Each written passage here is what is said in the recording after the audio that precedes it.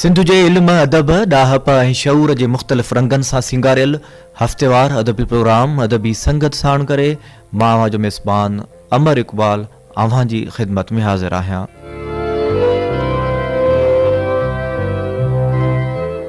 ही प्रोग्राम अवां जी ख़िदमत में प्रोड्यूसर मशहद ओठी पेश करे रहियो आहे, जॾहिं त फ़नी सहकार करण जे लाइ पैनल ते मौजूदु आहे स्टूडियो इंजीनियर सैयद बशारत हुसैन शाह।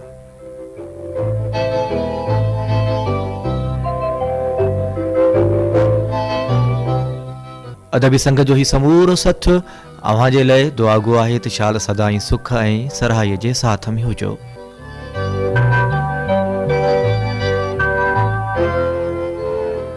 मौजे सामईन, अदब ज़िंदगीअ जो आईनो हूंदो आहे, जंहिं आईने में ज़िंदगीअ जूं सभई तस्वीरूं ॾिसी सघजनि थियूं। ज़िंदगी जूं समूरियूं हुस्नाकियूं ख़ूबसूरतियूं ऐं साॻे वक़्तु ज़िंदगी ऐं समाज जा अणवणंदड़ अक्स बि अदब जी आरसीअ में ॾिसी सघजनि था। अदब वक़्त जो आवाज़ हूंदो आहे ऐं ईंदड़ ज़माननि में तारीख़ जो हिसो पिणु बणिजी वेंदो आहे। असांजी इहा कोशिशि रहंदी आहे त हर हफ़्ते अव्हां जी ख़िदमत में जदीद सिंधी अदब जा उहे रंग पेश करियूं जेके न सिर्फ़ु अव्हां जे अदबी ज़ौक़ जी तस्कीन जो सबबु बणिजनि, पर अव्हां जे लाइ ॼाण, शऊर ऐं आगहीअ जा दरवाज़ा पिणु खोलीनि। असांजे अॼोके सूंहं सिटाव में कहिड़ा कहिड़ा इस्म शामिल रहंदा, अचो त हिकु निहारो उन्हनि ते विझूं। सभ खां पहिरियां ई इदारियो पेश कयो वेंदो। अॼोके इदारे जो मौज़ू आहे नओं साल अदब जे जहान जा नवां रंग। इदारे खां पोइ तव्हां ॿुधी सघंदा सिलसिलो लतीफ़ शनासी, जंहिं लाइ असां सां गॾु हूंदो नामियारो स्कॉलर जनाब जामी चांडियो। उन खां पोइ तव्हां ॿुधी सघंदा सिलसिलो मुताले जी मेज़ तां, जंहिं सिलसिले में असां सां गॾु हूंदो जनाब रमज़ान फ़कीर फलियो। ऐं आख़िर में तव्हां अदबी वाव सवाव बि ॿुधी सघंदा, जंहिंमें अदबी ख़बरूं चारूं शामिल हूंदियूं।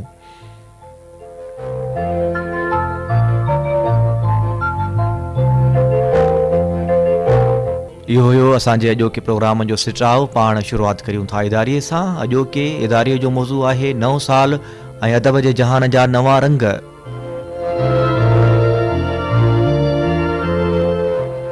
मौजे सामईन, साल 2019 पंहिंजे समूरे सफ़र खे पूरो करे चुको ऐं नओं साल 2020 असां सभिनी जे आगुर ते आहे। गुज़िरियल साल सिंधी अदब जे हवाले सां केतिरियूं कामयाबियूं हासिलु कयूं, इन्हीअ ते मुख़्तसर निगाह विझबी त असांखे नज़र ईंदो त गुज़िरियल साल सिंधी अदब में 100 किताब शाया थिया, जिन में कहाणियूं, अफ़साना, नॉविल, सफ़रनामा, शाइरी, तहक़ीक़, तनक़ीद, तर्जुमा ऐं ॿिया केतिरा ई मौज़ूअ शामिल रहिया।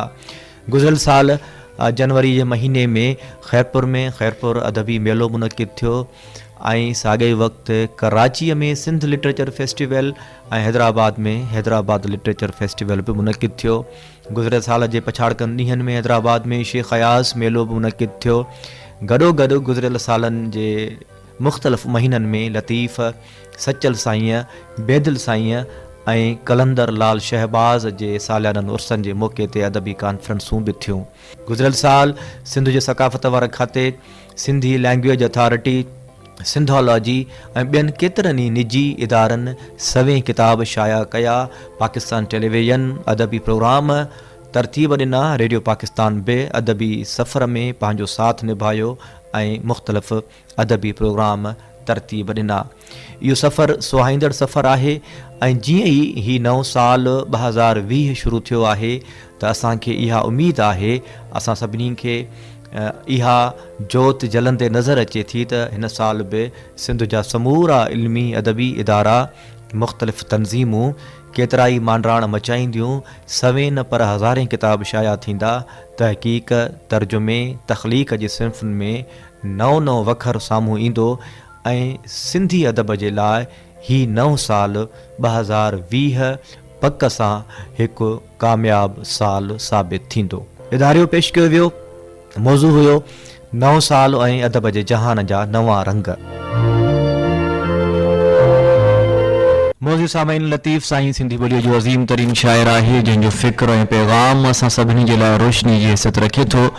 लतीफ़ साईं जे फ़िक्र खे सम्झण जे लाइ असां वटि सिलसिलो मौजूदु आहे लतीफ़ शनासी, जंहिं लाइ असां सां गॾु आहे नामियारो स्कॉलर जनाब जामी चांडियो। अचो त ॿुधूं था सिलसिलो लतीफ़ शनासी।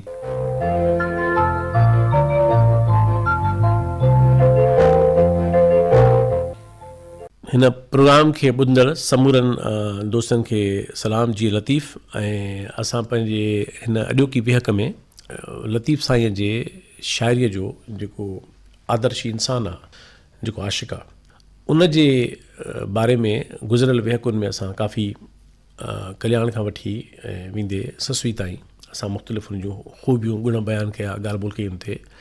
ऐं हाणे असां चंद ॿिया पासा जेके रहियल आहिनि हिन बेहक में पूरा कंदासूं। मूं मिसाल पे ॾियणु चाहियो गुज़िरियल बेहक में बि सुहिणी जो। ऐं हूअं रिसाला त असां वटि लतीफ़ साईं जा तक़रीबन सम्झो त 40 खां मथे आहिनि जेके मुख़्तलिफ़ आलमनि तरतीब ॾिना आहिनि ऐं हर कंहिं पंहिंजे पंहिंजे ख़्याल जे हिसाब सां तरतीब ॾिनो आहे। आख़िरी रिसालो जेको वॾो मुस्तनद त असां डॉक्टर बलोच साहिबु कमु करे वियो, जो हुन 46 रिसालनि खे तरतीब ॾेई साम्हूं रखे हिकु रिसालो तरतीब ॾिनो। पर अलामा आया काज़ी साहिब जो रिसालो इन लिहाज़ खां अहिड़ो दिलचस्प तजुर्बो हो जो अलामा आया काज़ी साहिबु अज़्यूम कयो त लतीफ़ साईं जे फ़िक्र जी कीअं थी आहे औसर, हुन उन औसर खे ख़्याल पंहिंजे हिसाब सां रखे ऐं तरतीब रिसाले खे जंहिंमें सुहिणी खे पहिरियों सर में आंदो। हुनजो ख़्यालु इहो त लतीफ़ साईं जो त इहे मुख़्तलिफ़ रिसालनि शयूं साम्हूं आयल आहिनि। सुहिणी ऐं मेहार जो जेको दास्तान आहे, ऐं जीअं मूं अॻु चयो त दरअसल सुहिणी मेहार जो मिड़ी बहानो आहे, तमसील आहे, जीअं अलामत थींदी आहे का बि लोक दास्तान माण्हुनि खे ख़बर ई। लतीफ़ साईं सुहिणीअ जे सीए में ऐं सुहिणीअ जे बहाने सां पंहिंजो उहो ई आशिक़ पेश कयो आहे जेको हू कल्याण खां वठी पेश कंदो अचे, जेको हुनजे समूरी शाइरी में मुख़्तलिफ़ रंगनि ऐं सिचुएशन्स में मौजूदु आहे। उनजा गुण मुख़्तलिफ़ आहिनि।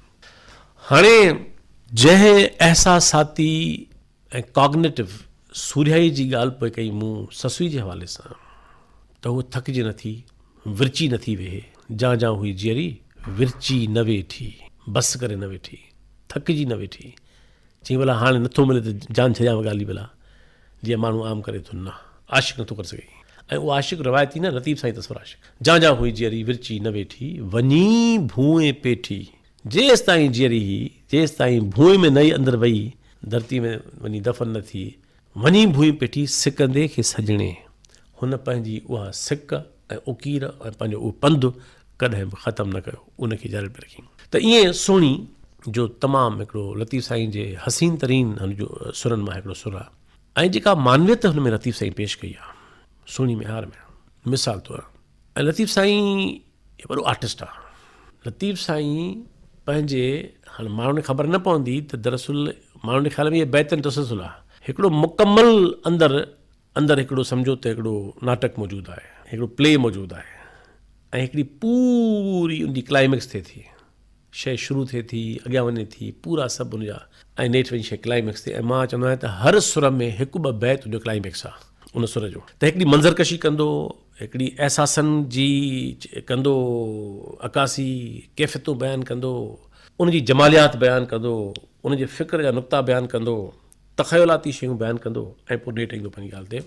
मिसाल तौरु, सावण घिड़े सभु का, ऊन्हारे में पाणी ऐं दरिया में केरु न ॻणंदो, दरिया सभिनी खे बि वणंदो, पर छॾियो फ़िलहालु मेहार खे, दरिया हुई वणंदो, पाणी हुई वणंदो, माण्हू खे वणंदड़ अहसासु आहे हिकिड़ो, वरी मथां अॻियां मेहार त ॻाल्हि बि आहे। हीअ कहिड़ी सुहिणी, हीअ छा आहे लतीफ़ साईं बयानु थो करे, सो केॾो ग़ैर रवाजी थो उनखे पेश करे। सावण घिड़े सभु का, हीअ सर ई सियारे, रवाजी हालतुनि में हीअ न पई पंधु करे। जॾहिं सावण हुजे, सावण माना वणंदड़, गर्मी जे अहसास में पाणी वणंदो, जॾहिं उहो पंधु करणु आसान आहे, जॾहिं उहो पंधु करणु तव्हांखे राहत थो ॾिए हूअं आम माना में, त पोइ इन में कहिड़ो कमाल आहे, सभु पिया कंदा, पोइ जे सुहिणी कयो कहिड़ो कमाल कयईं। सावण घिड़े सभु का माना जे पुनुअ जे लाइ सावण जे मुंद में को का सुहिणी का ॿी वञणु चाहे त इहा हरगो पियो कंदो, इन में कहिड़ी सुहिणी कहिड़ो कमाल कयो आहे। सावण घिड़े सभु का, हीअ सर ई सियारे, हीअ ख़ुशि पई थिए, हीअ रुॻो मजबूरी में न पई वञे, हीअ इनखे पार थी सम्झे, हीअ उन सियारे जे मुंद में दरिया में टपो ॾेई ऐं उहो घड़ो खणी ऐं तरी ऐं हुन पार वञण खे में सर ई आहे, उहो ख़ुशि पई थिए, जंहिंजो तस्वर हाणे ॾकी वञे माण्हू त सियारे में दरिया में केरु पिरंदो, उन में ख़ुशि पई थिए।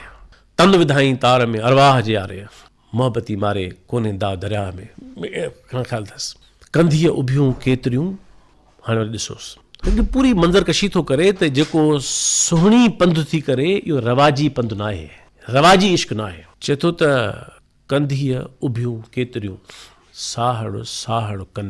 किनारे ते बीह त सधूं करणु आसान आहिनि न, मन में यार मिली पवे, मन हीअं थी पवे, पूरो पचाइण जेको माण्हू कंदो आहे आम तरह। कहिड़ो फ़र्क़ु आहे गैर मामूली माण्हू में? मिसाल था अचूं त भला जदीद माना में चऊं था त इनक़िलाबीअ में ऐं ॿिए माण्हू में कहिड़ो फ़र्क़ु आहे? पूरो त आम माण्हू पचाए थो, समाज में इंसाफ़ हुजे, हीअं हुजे, हीअं हुजे, हीअं हुजे, हीअं हुजे, हीअं हुजे, उहो करे नथो। रिवोल्यूशनरी माण्हू सधो नथो करे ऐं पूरो नथो पचाए, राति जो ख़्वाबु कोन थो ॾिसे, उहो ॾींहं जो ख़्वाबु ॾिसे थो ऐं उन पंधु करे थो। ऐं दैट्स वाई रिवोल्यूशनरीज़ मेक हिस्ट्री। त सुहिणी में थो चए त कंधीअ उभियूं केतिरियूं, साहड़ साहड़ कनि। मेहार जे लाइ त मेहार अलामत हिकिड़ी, माना मेहार माना महबूब या मंज़िल का बि, अलाए केतिरनि खे सद हूंदी। किनी सांगो साह जो, ऐं कहिड़े क़िस्म जूं आहिनि? जेके किनारे ते बीठियूं आहिनि ॿिनि क़िस्मनि जूं आहिनि। किन उन मां किन खे किनी सांगो साह जो के घोरियसि चयो घिड़नि। हिकिड़ियूं उहे जेके चवनि थियूं त सांगो साह प्यारो आहे, मतां मरी वञूं। ॿियूं सुहिणी जहिड़ियूं आहिनि चवनि थियूं घोरियसि चयो घिड़नि। जे इन पंध में मरी वियासीं त घोरियसि, मुंहिंजी जान जिंद घोरी में आयो थो। ऐं पोइ राज़ थो ॿुधायो। लतीफ़ साईं जो कमाल इहो आहे त किथे किथे, मां त मज़हबी माण्हू न आहियां, न उन ख़्याल जो थो, पर किथे किथे जेकॾहिं बाशऊर बशारतूं मां चवां हुनखे, बशारत हिकिड़ो रूहानी लफ़्ज़ आहे, पर रूहानी खे मां नथो तस्लीम कयां, पर जेकॾहिं मां उनखे जदीद मानाउनि में हिकिड़े ॾाहप भरी बाशऊर बशारत चवां, अक थी चवां, लतीफ़ साईं ईअं करे थो। चए थो साहड़ संदो तन। ऐं इहा ख़बर न आहे किनारे ते बीठल उन्हनि खे त साहड़ वरी कंहिंजो आहे, साहड़ बि उन्हनि जो आहे जेके उनजे लाइ ईअं टपी थी पवनि। साहड़ संदो तन घाघाई किरनि जी। ऐं ईअं तव्हांखे तमामु घणो उन में हिकिड़ियूं कैफ़ियतूं, वार्ताऊं, ऐं तव्हांखे सुहिणीअ में त हुन जेका मंज़रकशी कई आहे, ॿाहिरि जूं बलाऊं ऐं अंदरि बागूं, कहिड़ा माहौल आहिनि, केॾी अंदरि पाणी तार आहे, उन सॼी हिकिड़ी मंज़रकशी कई आहे। ऐं करे क्लाइमेक्स ते हाणे पोइ थो उन जो ॿुधाए त तॾहिं बि सुहिणी सरही आहे ऐं वञे पई। त तव्हां ॾिसंदव त, ऐं जीअं मूं तव्हांखे पहिरीं चयो त लतीफ़ साईं जो हर आशिक़ जो किरदारु हिकु सतह ते अची लिबरेट थी वेंदो आहे, आज़ादु थी वेंदो आहे, ऐं उहो सम्झंदो आहे त दरअसल मंज़िल का बि न आहे, मख़सूस निशान वारी मंज़िल का बि शइ न आहे। हू सम्झंदो आहे त मुसलसल सफ़र मंज़िल आहे। इहा रूए ज़मीन ते नई ॻाल्हि आहे। क्लासिकल दौर जी होमर खां वठी ऐं वर्जल खां वठी ऐं कालीदास खां वठी ऐं भर्तरी हरी खां वठी ऐं बिहारी खां वठी अमारू खां वठी ऐं तव्हां रूए ज़मीन जी शाइरी खणो। माण्हू चवंदा त रूमी खां मुतासिर आहे घणो, रूमी जो ज़िक्र कयो अथई, उन खां मुतासिर यकीन न आहे इब्तिदाई तरह। रूमी जी जाइ न आहे हिते। मुंहिंजो मतिलबु न आहे त रूमी घटि आहे, रूमी तमामु अज़ीम शाइर आहे ऐं तमामु वॾो शाइर आहे, पर लतीफ़ जे हिन मख़सूस रिवायत में रूमी जी जाइ न आहे ऐं हू लिबरेट थी वञे। ऐं तव्हां ॾिसंदव त मिसाल तौरु जंहिंखे मां चवंदो आहियां सुहिणी जो हासिल बैत, असुल जिते क्लाइमेक्स वञी थिए थो, हिकिड़ी सूरत हाल अचे थी जॾहिं लतीफ़ साईं पेश थो करे त बाबा छाजो दरिया में दहशत ई, छाजो कड़ो कचो हुउसि जेको हुनखे निणान ॾिनो, छाजो का ॿियो मसइलो हो, छाजो हीअ मरी वई रस्ते में दरिया ॿोड़े मारियोसि, कुझु बि कोन थियो आहे।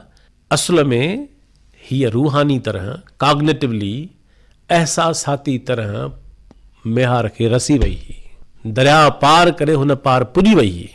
ऐं हू चए थी, उनखे बयानु थी करे त वञा कीन वरी, हाणे हूअ रसी वई आहे, मेहार खे ॾिसे पई ऐं मेहार सड़ेसि पियो। हूअ सॼो जहान ॾिसी इहो वसल खे पुॼी उतां वरी मोटी थी अचे। हे सॼो दरिया पार करे, हे सभु कुझु करे, जंहिं शइ लाइ कशाला कजई उहा मंज़िल माणे उतां दी मोटे। ऐं लतीफ़ हुनखे बयानु थो करे त वञा कीन वरी हूंद रे चई रही रहां, वञा कीन वरी हूंद रे चई रही रहां। ही त मूंखे हू सॾे पियो मेहार, हू साम्हूं बीठो आहे, जेकॾहिं चए थी त इहो न बि सॾे हा ऐं मां हुन सां इश्क में तॾहिं बि मोटी न वञा, तॾहिं बि वञा सां आम हालतुनि में। वञा कीन वरी हूंद रे चई रही रहां, दुही पासे दोस्त जी माॻे पवां मरी। जिते हुन किनारे हुनजी दुही पई दुखे, उते मूंखे जे वेहण जी जाइ मिले हा मेहार जे भर में, त मां इन ख़ुशी में ई मरी पवां। माना रवायती माना मंज़िल मिली वञे। दोहे पासे दोस्त जी माॻे पवां मरी, पोइ थी चए त कमाल फिलासफिकल सिट आहे। पोइ चए थी सम्झ में इहो आयुमि त विसालां फ़िराक जे सॼी ॻाल्हि करी मूंखे सम्झ में इहो आयो त हासिल करे मां मेहार विञाए वेंदुसि, वसल में विञाए वेंदुसि, हिजर में माणींदुसि। उर्दू शाइरी सॼी जेका आहे सवाइ इक़बाल ऐं सरदार जाफ़री ऐं फैज़ ऐं हिकु ॿिनि शाइरनि जे, सॼी उर्दू शाइरी इन फाथी पई आहे हिसल वसल ऐं हिजर में। सॼी शाइरी उर्दू जी टोटल फाथी पई आहे त दुनिया जे वॾे में वॾो कमु महराज थियो, वसल दुनिया जी में तबाही थी वई इंसान जी, हिजर लतीफ़ उनखे फैज़ जे टोड़ियो त और बि ग़म ज़माने में मोहब्बत के सिवा राहत है, और भी है वसल की राहत के सिवा। पर लतीफ़ साईं उन ज़माने में जॾहिं हीअ ओरिएंटल शाइरी खणे भाङे लतीफ़ साईं त वसलां फ़िराक जे सॼी ॻाल्हि कई, तेला ही तरी मुंहुं गिन्यो मोटियो वञा, इहो सम्झी त मेहार खे नथी विञाइणु चाहियां, मेहार खे माणणु चाहियां थी, इन करे ॾिसी दीदार करे छॾे मोटी थी वञा। लतीफ़ साईं जो कमाल इहो आहे त लतीफ़ साईं जो हर किरदारु ट्रांसफॉर्म थिए थो, उहो लिबरेट थो थी वञे हिकिड़ी मक़ाम ते अची, उनखे उहो फ़र्क़ु ई नथो रहे न। जीअं पुनू ऐं ससी में फ़र्क़ु कोन थो रहे, तीअं मेहार ऐं सोणी में फ़र्क़ु कोन थो रहे। ऐं जीअं मिसाल तौरु अहमद कल्याण में चए थो त, जीअं मूं तव्हांखे मिसाल ॾियो त सिर सांदाण करे, वरी तो मोटी हलां अहमद कल्याण ॾे, सिर सांदाण करे पुछ जो घर लोहार जो। आशिक़ तो सदाईं न पाण खे त पंहिंजे सिर खे सांदाण कर, ऐं इहो तुंहिंजो पहिरियों इम्तिहान आहे, पोइ तूं क्वालिफाइड हूंदे इन ॻाल्हि जे लाइ तूं पाण खे आशिक़ सदाईं, तीअं त अञा वॾी ॻाल्हि आहे। सिर सांदाण करे पुछ जो घर लोहार जो घर पोइ पुछजांइ, तुंहिंजो फ़िलहालु औकात ई कोन्हे। सिर सांदाण करे पुछ जो घर लोहार जो, पोइ छा थींदो, उहो ट्रांसफॉर्मेशन जी ॻाल्हि आहे। थकनि हेठि धरे मान गॾी नई रुकसीं, जॾहिं तूं सांदाण थींदे मथां तुंहिंजे तपियल लोह रखिबो ऐं पोइ हुनखे धक हणिबा, पोइ तोखे ख़बर पवंदी ऐं पोइ तो में हुन फ़र्क़ु न रहंदो। इहा साई कैफ़ियत हू हर सुर में दास्तान में पेश थो करे, पुनू पुनू थी करे आउं पिणु पुनू पाण, हिते पेश थी करे त बाबा तेला ही तरी मुंहुं गिन्यो मोटियो वञा। ईअं तव्हां ॾिसंदो त सोनी जो किरदारु। ऐं इन हवाले सां जेके कुझु ॿियूं ख़सलतूं आहिनि उनखे असां वरी ईंदड़ वेहक में रखंदासूं ऐं तेसिताईं मोकिलण लाइ।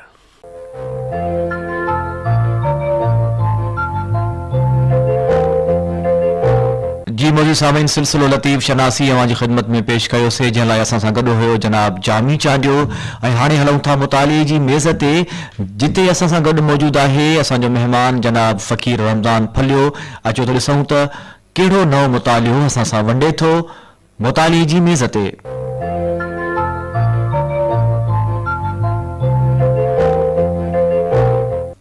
सामीन, हिन सिलसिले में ॿाहिरें अदब जो सिंधी अदब में तर्जुमो थियल मुतालियो अवां ताईं पहुचाईंदो आहियां। अॼु असीं हिकु अमेरिकी अदीब विल ड्यूरांट जे फ़लसफ़े ऐं तारीख़ वारनि किताबनि जा सिंधी तर्जुमा जे उनवान ते अॻे प्रोग्राम में असीं उनजो पहिरियों हिसो अव्हां सां वंडियो हो। अॼु ॿियो हिसो अव्हां ताईं पहुचाइणु चाहियूं था। उमेद त अव्हां खे पसंदि ईंदो। त अॼु मुंहिंजे मज़मून जो उनवान आहे विल ड्यूरांट जे फ़लसफ़े ऐं तारीख़ वारनि किताबनि जा सिंधी तर्जुमा। कंहिं बि ॿोलीअ जो अदब में चेंज ईंदी रहंदी आहे। चेंज जेका कंहिं मुक़ररु हंध ते पहुची फैलाव सर्जण में ईंदी आहे, पर चेंज जेका ईंदी आहे उहा सिलसिलेवार हूंदी आहे, ओचितो नाहे ईंदी। जंहिं करे उन चेंज जो अहसासु तकिड़ो आॾो न ईंदो आहे, पर सिंधी अदब जे मुआमिले में सूरत हाल उन जे उबतड़ आहे। जदीद अदब जी अहम सिन्फ़ हुअण सबबि जदीद सिंधी कहाणी अवल वारी सिंधी कहाणीअ खां पूरी तरह अलॻि थी बीठी आहे ऐं अहिड़ी अलॻि सुञाणप में सिंधीअ जा नौजवान कहाणीकार अॻियां ई अॻियां रहिया आहिनि। उहो सच आहे जेतोणीक मां सिंधी कहाणीअ जी तारीख़ लिखण ॿुधण न वेठो आहियां, पोइ बि वीचारण जे हद ताईं लॻंदो आहे त कंहिं बि अदबी तनक़ीद धारा सां न जुड़े या सभिनी अदबी तनक़ीद धाराउनि सां जुड़ी लगातार कहाणियूं लिखण ऐं आला खां आला कहाणी लिखण ॾांहुं वञण जो रस्तो पकड़े रखण लाइ जेकी कोशिशूं थी रहियूं आहिनि उन्हनि सिंधी कहाणीअ खे नई सदीअ में जेको लाभ ॾिनो आहे उहो अॼु असां पंहिंजनि अखियुनि सां ॾिसी रहिया आहियूं। वीचारण रुगो उन लाइ आहे त सिंधी अदब जे एॾी चङी मोचारी हासिलात ते लिखिजे न रहियो आहे, उन ते ज़रूरु लिखणु घुरिजे ऐं उन में कुझु ईमानदारी बि हुजणु घुरिजे ऐं जॾहिं बि सचपच उन्हनि हासिलातनि ते लिखियो वियो त उन्हनि नौजवाननि जो ज़िक्र उन में अवल ईंदो जिन इंसानी मन ऐं रिश्तनि जे किन कोमल तंदुनि खे छुहियो आहे।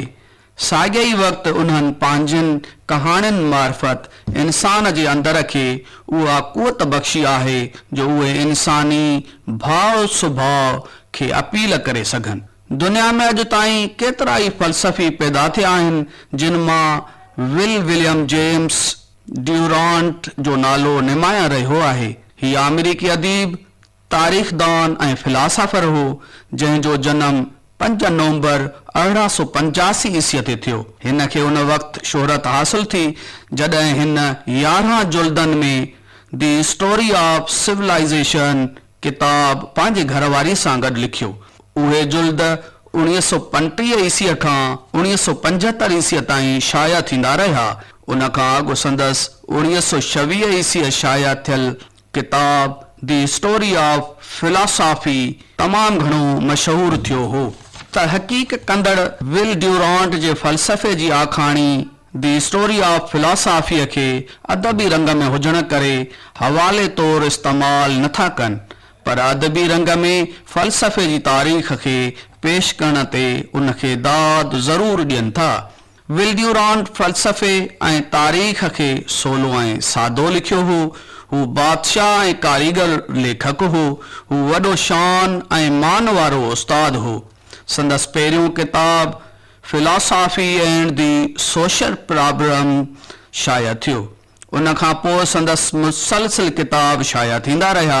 विल ड्यूरांट फ़लसफ़े जी तारीख़ खे अहिड़े नमूने बयानु कयो आहे जो उहो किताब फ़लसफ़े जो शागिर्द न हुअण जे बावजूदु बि पढ़ंदड़नि खे पढ़ण में मज़ो ॾिए थो। विल ड्यूरांट तारीख़ खे फ़लसफ़े जी शाखनि ऐं फ़िक्र जी मुख़्तलिफ़ सांचनि अंदरि बयानु करण बदिरां तारीख़ जे वहकुरे खे आज़ादु छॾियो आहे।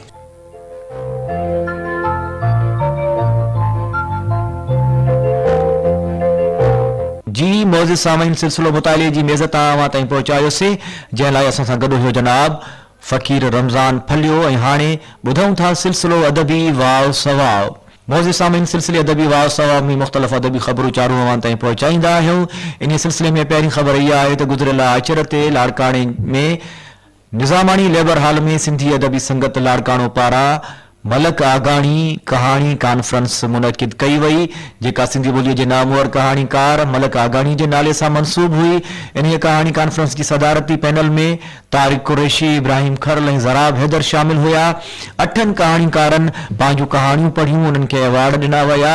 आयशा धारेजो ऐं मुमताज़ लोहार कहाणी जे हवाले सां पंहिंजा मकाला पेश कया ऐं इन कहाणी कॉन्फ्रेंस जो मेज़बान सिंधी अदबी संगत शाख लाड़काणे जो सेक्रेटरी ईसा मेमण हुयो। ख़बर इहा बि आहे मौज़िज़ सामीन त ईंदड़ आचर ते जी हा 5 जनवरी ते पोपट पब्लिशिंग हाउस ख़ैरपुर पारां छपायल किताब सरमद जूं सारूं जो महूरत थी रहियो आहे।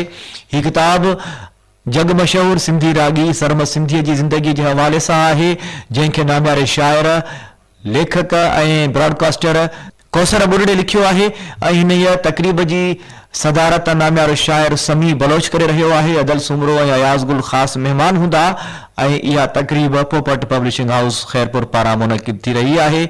इन ते अॼोको सिलसिलो अदबी वाव सवाव पूरो थी रहियो आहे ऐं मौज़िज़ सामीन इहे ते अॼोको प्रोग्राम अदबी संगत बि पंहिंजी पुॼाणीअ ते पहुतो। प्रोग्राम जो पेशकार मशहद ओठी, स्टूडियो इंजीनियर सैयद बशारत हुसैन शाह ऐं मां जो मेज़बान अमर इक़बाल अवां खां मोकिलायूं था। साथ सलामत रहे।